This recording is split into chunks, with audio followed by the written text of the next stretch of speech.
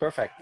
Yeah, let's just get going. Cool. So, very, very nice. So thanks for making time. So I'm Ali. I'm the founder of UpChoose.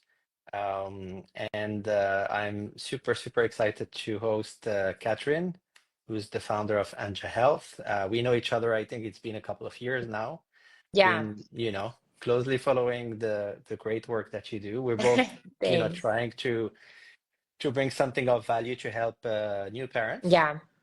So yeah, so with that being said, you've been focusing on cord blood banking, which is something that it seems like, a lot of people don't, some people don't know exactly what it is, Mhm. and then some people have a very strong opinion about what it is. Yeah. So I guess, maybe we can just start by hearing about yourself, your story, what brought you to start such a, unique and very specific company.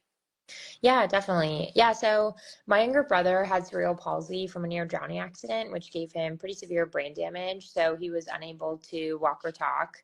And something that's really promised cells from their own umbilical cord and being able to see motor and social skill improvements from the stem cell regeneration from the damaged cells in their brain. So yeah, my family always looked into finding cord blood stem cells that my brother could use, but it would have been most optimal if we had saved his or my stem cells.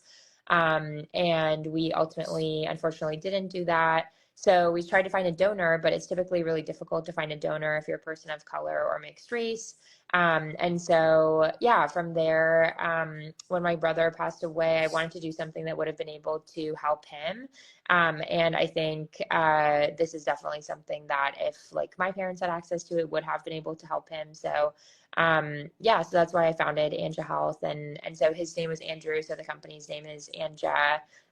So yeah, now we're on a mission to make sure that parents feel informed about this, that they can walk into birth feeling like they know about their options and their choices, and they feel confident about their choices. And yeah, and we can just help folks like get access to stem cells and different disease treatment options, whatever it may be. Well, thank you for sharing. I know you're sharing this story all the time, but it's yeah, it's very touching, and I know it must be hard for you to share it all the time as well. But It's okay. um, yeah, so I mean, if you had to explain, to someone who's never heard of, stem cells before, like if we were to really go back to, like explaining it to a 10-year-old or something like extremely basic, like how do you usually go about that?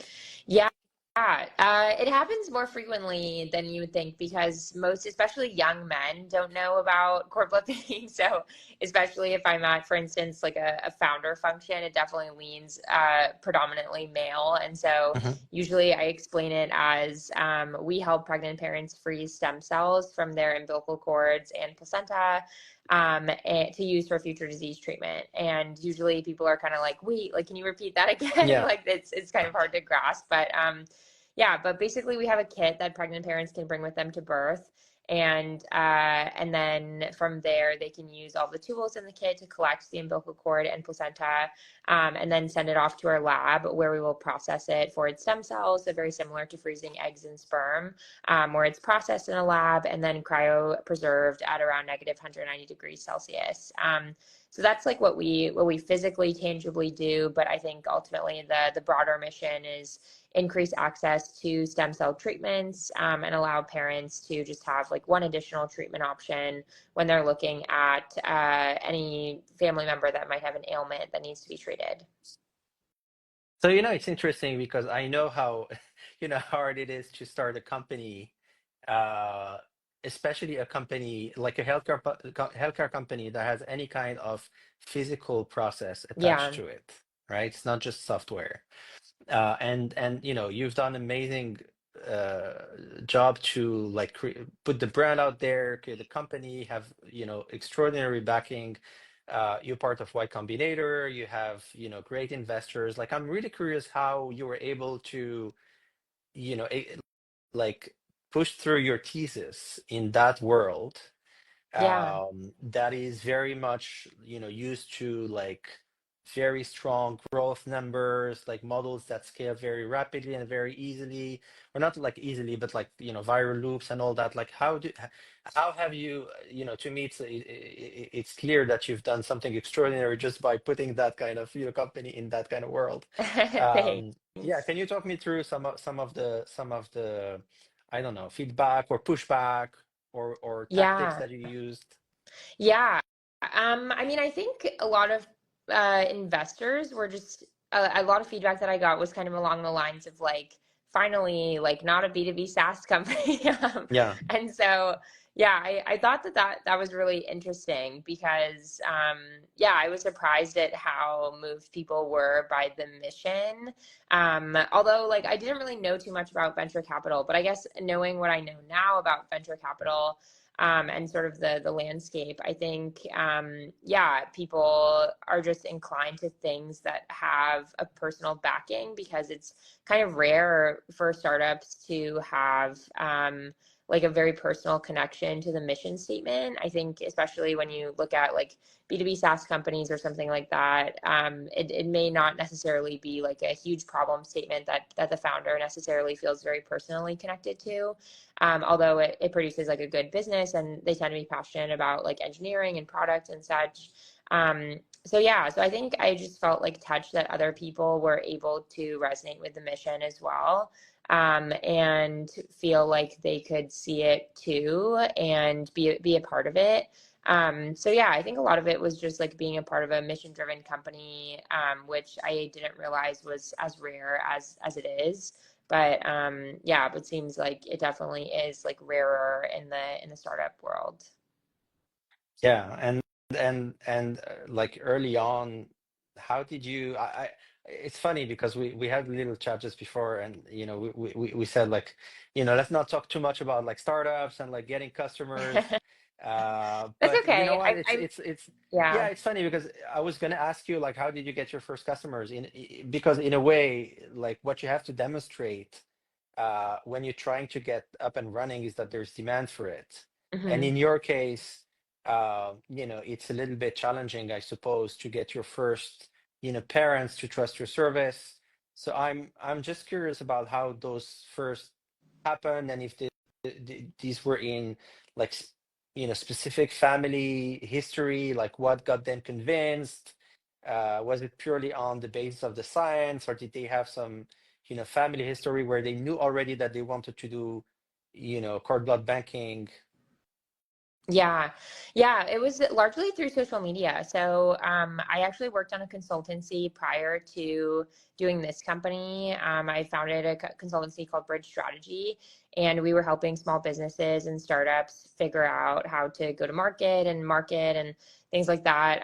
So yeah, I think my number one piece of advice for every business was to get on social media, even if it's like really low fidelity social media. I think some kind of content you can learn from rather than having no content out there. And I feel like you guys have done a really good job of this too. Like your Instagram presence is really strong. So yeah, I feel like contemporary brands need to meet customers where they are, which is on social media. And I think like consumers are only getting more social media native. So yeah, so when I first started this company, I knew that I wanted to take the advice that I had given my consulting clients and tell them to get on social media. And so I got on social media, and that's really how I found our first customers, was to just be producing constant social media content, and getting feedback that way, and yeah, incorporating it into what we do. Yeah, I have a big like, love-hate relationship with social media. Like you have to love it when you're a young company because, Yeah, it's a channel to the world. yeah. Uh, but it's been like in the past, I don't know, 5 years, um, they've just been like pushing us nonstop to, Hmm. live inside of those, apps as opposed to just having a presence. Yeah. Well, you guys do a really good Yeah. job with it. I think a lot of Thanks. yeah, a lot of brands don't necessarily know how to curate an aesthetic even, but yeah, I feel like you guys have a strong aesthetic, strong following, good engagement. So, yeah. Yeah, I mean, we've never really. sat down and said, this is going to be our aesthetic, this is going to be our Instagram strategy. Like the only thing that I've always knew was from the very beginning that, I'm not a mom and Mhm. I wasn't a parent at the time. And, I'm not good, or that's not my thing to be the face of a brand and be out there. And Yeah. also we're not the kind of company where the founder went to their room and spent, 3 days coding something, and like invented the solution. It's much more Yeah. something where it's like, let's reinvent the rules of the game, collectively. If we all do things in a smarter way, we're all, going to benefit. And so everyone has a sense of ownership in the Yeah. shared mission. And so as a result, from very early on, I mean, first of all, as a founder, I was absolutely, forced to be a, a better listener, right? And to learn about, customers and their journeys and their experiences. And also it felt more interesting as a company to be that sort of collective movement, like everyone is participating. And so the voice of the company should be the voice of everyone, doing the work every day. Yeah. And so our parents, or members, tend to be the ones who more often, are given the mic, Yeah. to share their experience, to be out there. So yeah, it's worked extremely well, I would say, for us to, just create a little bit of the essence, of the Yeah. company. But then, yeah, it's always a challenge to have that, social media presence, because every time you try something, you might be, behind the curve, and the algorithm is changing all the time. Yeah. So anyway, okay, so back to your work. Like if we try to go a little bit more in details in terms of like medical, conditions or situations. um like I get that the, high level is, it's good to freeze your stem cells and store them and have them available, if anything happens, like you have Yeah. you have like a much better chance to, treat something. Hmm. um, but it does seem that the spectrum of things that can happen and the spectrum of things that can be addressed, with this is very broad. Hmm. Like, can you walk me through a bit? Because I hear about anything from diabetes to autism. Yeah. Yeah, for Like what's the sure. state of affairs for that, and where's the research on that? Yeah, yeah. So the FDA has approved around 85 diseases to be Who? treated with The cord blood. you The said? FDA. Yeah. Yeah. Yeah, yeah. Okay. The FDA has approved around 85 diseases to be treated with cord blood stem cells in particular. But there are about 1,000, a little over 1,000 ongoing clinical trials looking at other use cases as well. And so, yeah, for instance, cerebral palsy is like very publicly a use case for cord blood stem cells, but is primarily a use case within the context of clinical trials.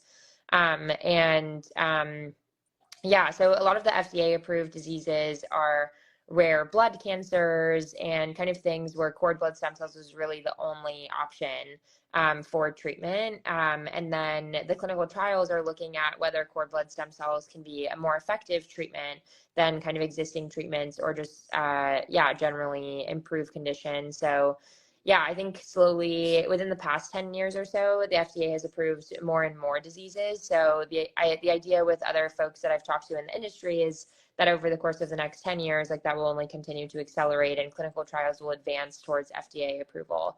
But yeah, so a lot of the FDA approved diseases are really rare blood cancers, um, kind of disorders, neurological disorders. And then a lot of the clinical trials, a majority of them are focused on cancers, specifically of the brain, breast, bladder, yeah, liver, heart, things of that nature, and just like cancer related to those organs. And that impacts those organs. And then secondarily is cardiovascular diseases. And then the tertiary category is musculoskeletal diseases. So yeah, anything from multiple sclerosis, sickle cell anemia, Yeah, like I mentioned, different types of cancers, autoimmune diseases is a common one. And then there's a lot of early research looking at other use cases too, like you mentioned, type 1 diabetes and autism. I would say that the research there is still very early, but it's definitely very promising.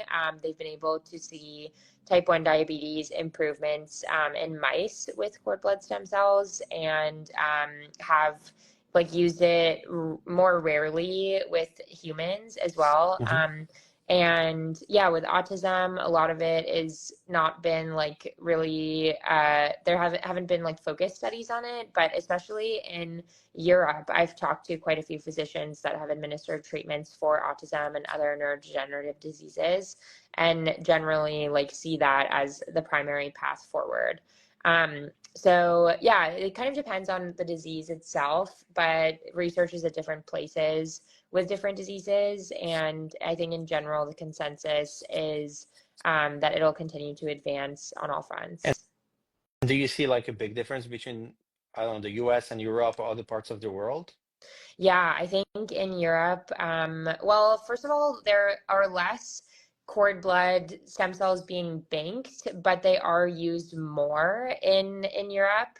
Hmm. And we actually just did a podcast with a physician in Europe about this on the Anja Health podcast. But yeah, he was kind of saying he finds that to be quite ironic. And in the US, people do bank, like the frequency of banking is higher, but a lot of parents are just not kept informed about what it could potentially be used for. So then it ends up kind of dropping off.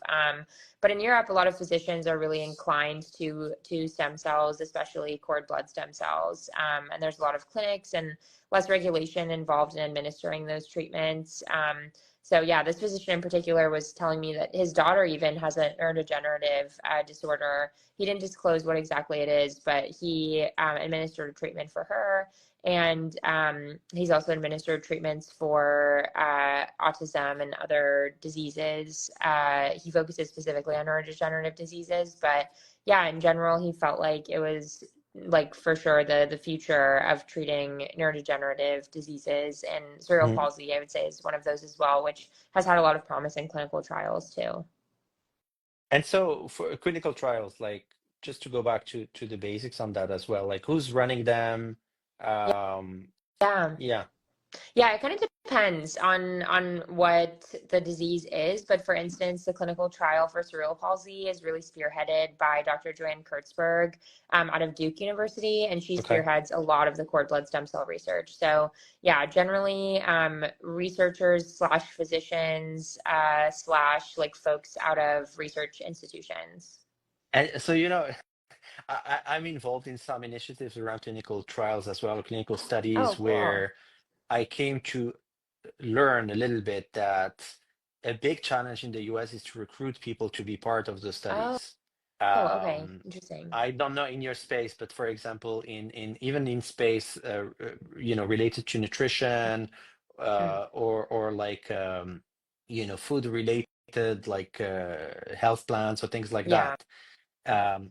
Like in your case, I know it's not something that you do directly, but have you heard of like how do they recruit? Do they recruit like parents and young babies to be part of these studies or? Yeah, I think generally they're toddlers.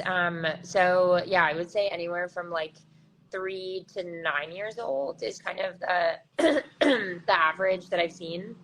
Sorry, someone just started leaf blowing out my window. Is the sound still okay? No, it's fine. Okay. Yeah, it's okay.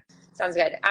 Yeah, so yeah, I think it kind of varies depending on what it's being used for, but most of the case studies that I've read involve children. I think because they're especially able to use their own cord blood stem cells. Cord blood banking has only become more popular in the past 20 years or so, so they would generally like be younger.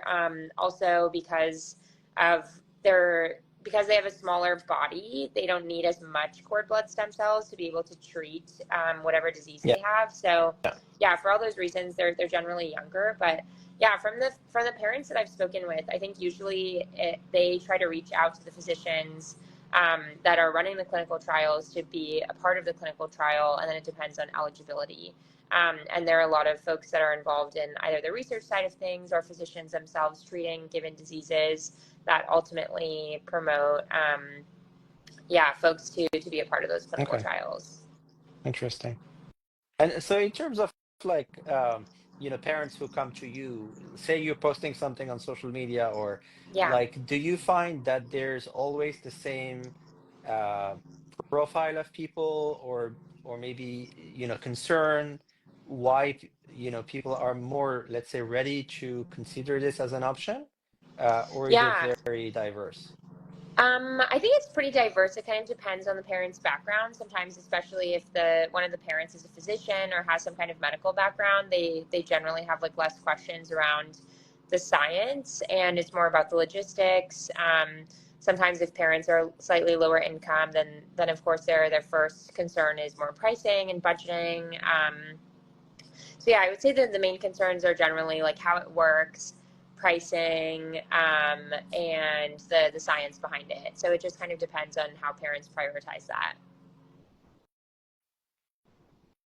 Just reading that some people are saying that they love this chat and it's super informative. Oh, awesome. So yeah, I think Instagram Live is pretty cool. Like we should do that more often. Yeah, yeah, for sure. I have to be less shy, I guess. You're not. I know you're quite out there, so I have to learn from you. But that's super interesting. In a way, like I know the challenges of trying to convince parents of um, considering different options, right? Like Yeah. in our case, it seems very, um, I mean, it seems very low tech, right? Because you're talking about clothing, and then the challenge is to, it's funny, like someone just posted a couple of hours ago, like a reel, responding to someone's comment saying, like so she's like she's an influencer posting on toxicity in clothing, and then Okay. someone made a comment and said, well, that clothes, like we're supposed to wear them, we're not supposed to eat them, so it should be Yeah. a problem. And so she responded to that, you saying basically like, oh, look at my chat with one of the most renowned doctor in the US, talking about how we absorb 30% of Mm, what what we put on our skin, of our clothing. yeah. So obviously, if clothing has a lot of toxic chemicals, it could be an issue, especially in our case, babies and newborns, because their bodies is much smaller, so the absorption is much higher. Um, but even with that, like our challenge is to have that conversation Yeah. and say, oh, clothing can have a health impact. Um, in your case, I imagine this is even harder, because granted, on the one hand, you would have parents who have a science background, so Mhm. there the conversation is much easier. But for with someone who has no background, and I mean, if you research things like cord blood banking, you have a lot of opinions out there, and it's not something that is necessarily super cheap, right? Like I want to, I mean, we're not super cheap either, right? Like as soon as you try to give like a good option, it has good value, so it has a price, and then we can talk about the efforts that we do to try and make it more affordable and more accessible. But I guess for you, are you trying to like respond to the, oh, like this is a scam, or this is trying to get, to prey on people's fear? Like, do you already have a way to try to address that, or is it not a Yeah. focus yet?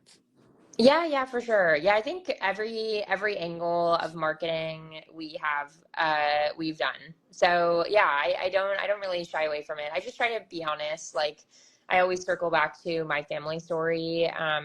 And yeah, like I don't think it's necessarily yeah, and I think that's often something that resonates with people. Like if I just circle back to my honest answer, which is just generally that like truly this is something that could have helped my family, so I just try to inform others about it, and yeah, and just like see how people respond from there. So yeah, I think I try to respond to everything that I can.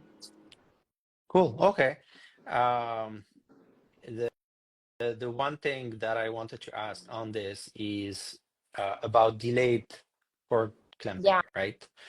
It's one thing when I started promoting the discussion Mhm. I've had, and we as a company, um, my yeah, sometimes sometimes I say my mom's, and then if my mom hears that, she gets really she doesn't like it. But like our moms in the and parents, but we interact a lot with moms and dads as Yeah. well. But parents in the UpChoose ecosystem have been responding to this saying like, oh, but you can do delayed cloud camping. Like, Mhm. that's even better. Or yeah, how does one, think about cord blood banking versus delayed cloud clamping? Like, how are they different? Can you do it together? Is it mutually Yeah. exclusive? Yeah, well, so delayed cord clamping is where you wait to cut the cord. And generally, ACOG currently recommends around a minute. And so, a lot of physicians that I've talked to have said that they generally, like, hospital policy is to do around like 30 seconds to a minute if the baby's premature, maybe slightly longer. But the idea is that it can boost iron levels for the baby, and very similar to a blood transfusion, they can just get extra blood. But I've also read studies where delaying for longer than 2 minutes actually doesn't provide any more benefits than if you just did it for 2 minutes. So we generally recommend that parents delay cord clamping for up to 2 minutes or less. And that usually coincides with what their OBGYN recommends anyway. So it ends up working out. And yeah, we've also had conversations with doulas, for instance, that really are involved with the coordination of cord blood banking and are able to really closely observe delayed cord clamping and see that it goes on for slightly longer if the parent wants to. But yeah, like I said, I think yeah, there's kind of only so much like of an iron boost that it can provide. So at a certain point, there's just diminishing returns with continuing to delayed cord clamping.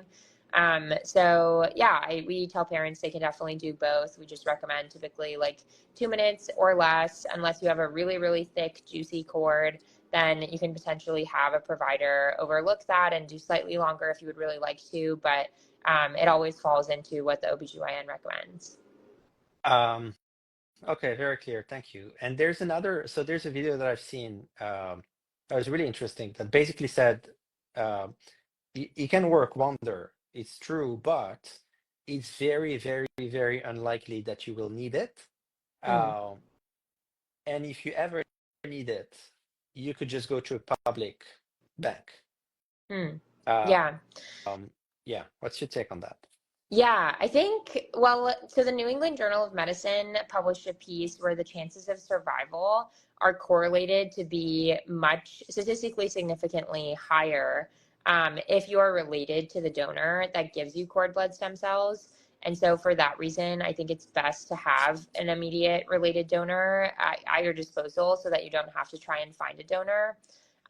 Also, if you try and find a donor and need it, then you will have to like search through donor pools. It can sometimes be quite expensive. It can also be difficult if you're a person of color or mixed race. So yeah, I think the chances of needing cord blood stem cells could potentially be low for families, but if you do need it, then you definitely want to make sure that you have the option available. And the best option available, I would say, would be to have your own stem cells available because it increases your chances of survival. And then you don't have to go through the trials and tribulations of finding a donor. Um, and also, I think it's kind of like an investment into the future of science. Like, research can only continue to advance with what cord blood stem cells can be used for. And then lastly, I think one of the reasons why cord blood stem cells isn't used currently is because most people don't have that immediate donor available, and it is very expensive and difficult to find a donor. Plus, if you're not related to the donor, your risk of getting host versus graft disease, aka rejecting the transplant of stem cells, is much higher. And that's why I think the chances of survival are generally lower if you're receiving someone's stem cells that you're not related to, because it puts you at risk for host versus graft disease, which could be fatal. And so, yeah, ultimately, I think folks should bank cord blood stem cells because they can potentially access it in the future, and there could be more use cases than what's given today. Yeah. Okay, cool. Okay, I wanna focus on affordability because, a lot of this comes down to money at the end of the day. But let me take a quick pause because I'm gladly seeing that we have some questions. So maybe we Okay, can awesome. just pick, so people see that we don't ignore them. Cool. I think Okay. there's one question. Let's start with one question for you. Does it help with type 1 diabetes? Yeah, so there's early research looking at type 1 diabetes. I've read case studies in China where they were able to reverse type 1 diabetes, and they were able to use cord blood stem cells to do that. So there's one case study in particular in 2012 that was published that was along those lines. And also, there's a lot of more recent early research looking at using cord blood stem cells for type 1 diabetes, where they've specifically looked at mice and things of that nature. So we have a lot of those case studies linked on anjahealth.com/science. But yeah, a lot of parents that I've met who have kids with type 1 diabetes tell me that they look really closely at the cord blood stem cell research space because a lot of physicians believe that that's the next most promising option for especially children with diabetes. So yeah, I would definitely chat with your physician about it. If you have your own cord blood stem cells banked, then you're not at risk for host versus graft disease. So I would definitely encourage looking into using cord blood stem cells for that with your child's physician, and reading our case studies at angelhealth.com/science. I actually know someone in that situation actually. So I'm gonna follow up on that. But if you Yeah. are in a situation where you are, you have a kid, um, say, 6 or 7 years old, and you just discovered that they have type 1 diabetes, um, like what can you do in this regard? Like, because obviously it's too late for your own, Mm. stem cells, but what can you do? Yeah, so I would definitely chat with your child's physician about it, Of course. about cord blood stem cells as an option. And yeah, you can kind of see what options are available. You could potentially look for a donor. And so, yeah, I think you could just, yeah, explore what's out there. If you do happen to have cord blood stem cells banked, even if it's for that baby or another baby, you could bring that up as well. And I think that that especially would be a really promising avenue. Okay, cool. Thank you. Um, I think this one is for me. Opinions on expecting moms shopping with Shein Temu products. That's a good question. Yeah.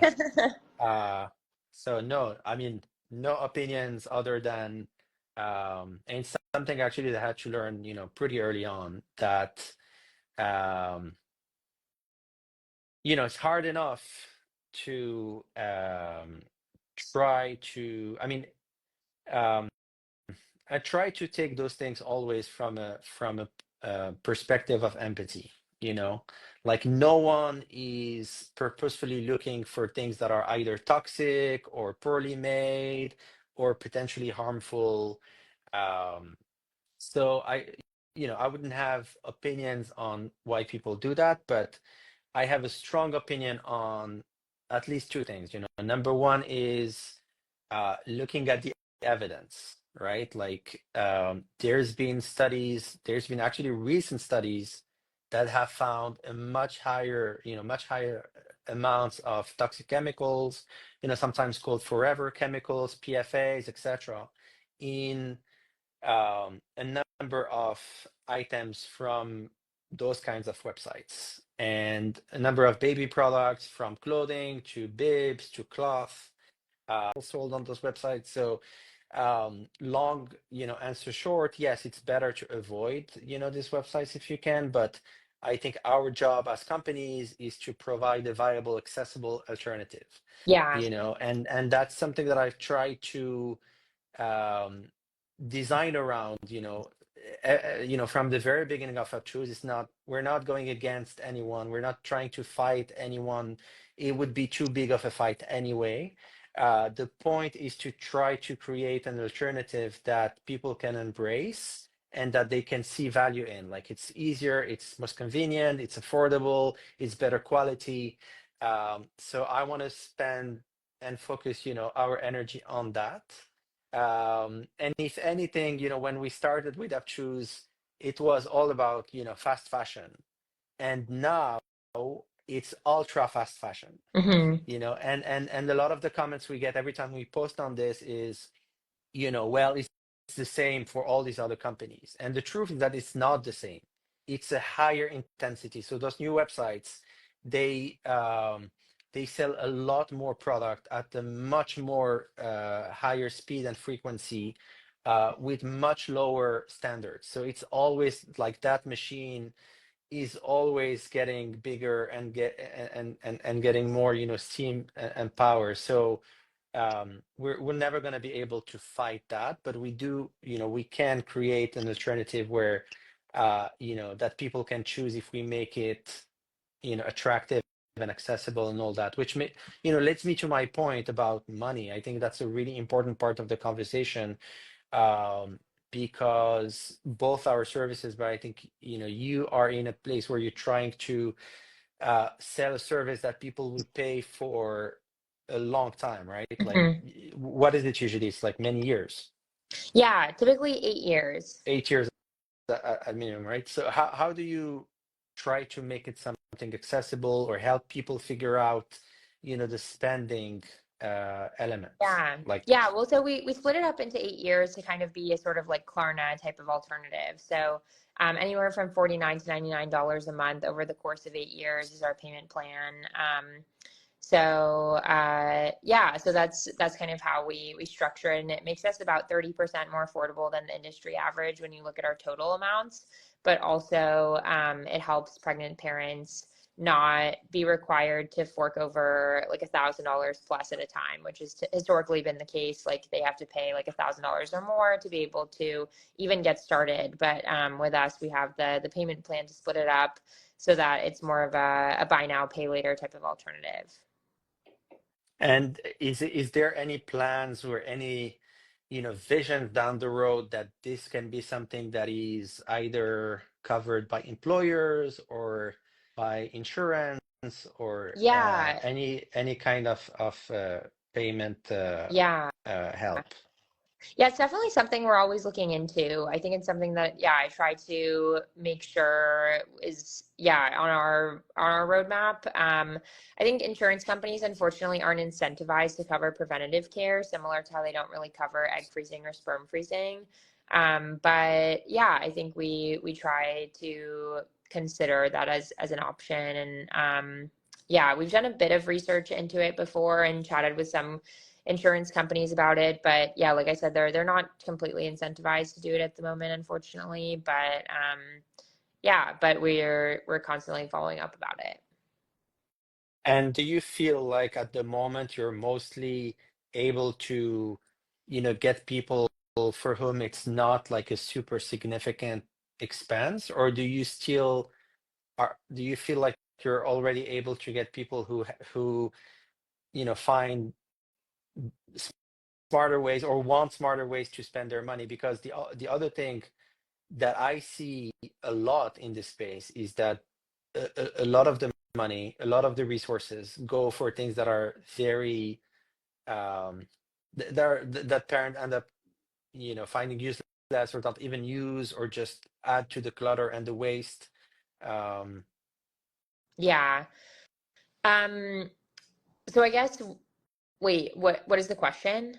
So the question is, do you feel like you're mostly getting people for whom the expense is not super significant? Oh, Or have you um, seen parents who are still able, they're a little bit budget, limited or conscious, but they're yeah. still able to make the investment? No, it's kind of across the board. We've seen lower income parents and we're able to resonate with them, but also parents where cost is not so much a factor. So yeah, I think it just depends on how parents want to budget and what's important to them when it comes to preparing for Okay, birth. cool. Yeah. So yeah, if anyone, I think we've been going on for almost an hour. So if anyone has a question, you can drop it here. We'll try to address it before we finish. But yeah, if you have anything for me also, I'm all Yeah, ears. definitely. Yeah. I was wondering what objections you frequently get for UpChoose, because to me it seems kind of like a no-brainer, like especially because Yeah. kids grow out of their clothes so quickly. So you may as well just not purchase them. Yeah, it's funny. On the one hand, you would think that not so many people actually purchase clothes, Hmm. because they get gifted a lot. There's a lot of hand-me-downs. Yeah. Uh, so a big part of a big challenge for us is to try to almost like catch before before it's too late. Mm, But if you've already received a lot of clothes, if you already have a lot of hand-me-downs, I see. becomes, a little bit more difficult. Um, so I think and that doesn't stop, like, because even when people are members of UpChoose, they can always, after 4 or 5 months, let's say, someone shows up with a big bag of hand-me-down. And even if they are very passionate about wanting to use UpChoose, um, they might cancel because now they've received too much. So I think a big challenge is controlling things that we have less control over, right? Like Mhm. if you have your let's say customer, right? Like a new parent, they've decided they want to use UpChoose.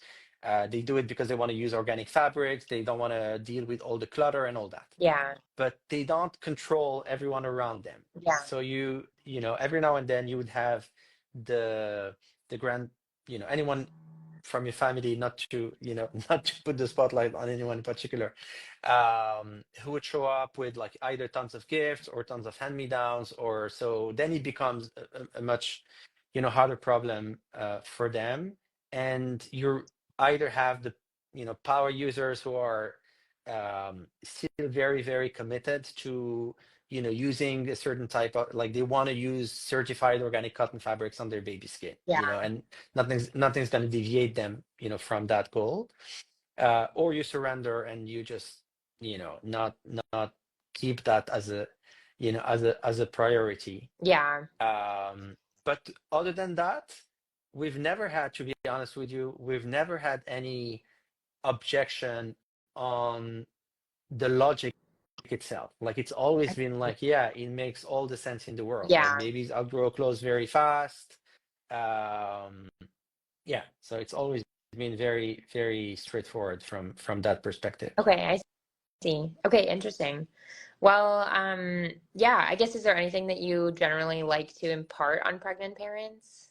Meaning, like to what? Yeah, Like, like any advice that you have for pregnant parents, especially as it relates to like preparing for clothing. yeah, well, preparing in general, there's a couple of things. Number one is, it's funny because after a while you start to see the big difference between before birth and after Yeah, birth, right? yeah, There's a lot of things that people assume they will want or they will value, after birth, that they end up not. And like, to be very concrete, and we try to articulate our message around that. For example, if you talk to someone before birth about after birth problems, even very trivial things, like, I mean, not so trivial, but clutter, yeah, or like storing piles of outgrown clothes.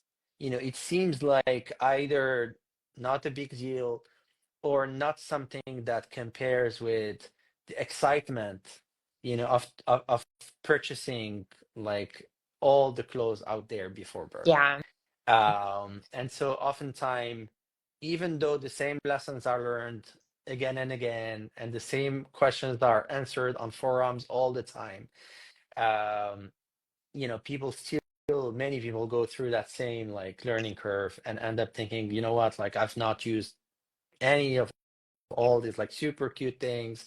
I just leave, or my baby just leaves in pajamas. And it's much more valuable for me to avoid dealing with all this, avoid all the pile of outgrown items, all the storage boxes, yeah, especially if you have, like, limited space. That's much more valuable in terms of maintaining your sanity, coping with things, focusing on what matters most. That's much more valuable than indulging in anything that you find cute beforehand. And yeah, I think that's true for a very, like, specific use case of clothing. Yeah. But I think that's true even as, more broadly speaking. I think that's something that links the you and I in our work as well, is to me, like, I'm really amazed by all the inefficiencies and all the money, and time and resources that are going to things that don't actually make a difference, that are not truly, useful, either in terms of making life a lot easier, or in terms of having a very tangible health benefit. Um, and so much of money and resources is going towards things that are, not really going to make a difference, not really going to Yeah. be, useful. Um, and yeah, so I think, to me, that's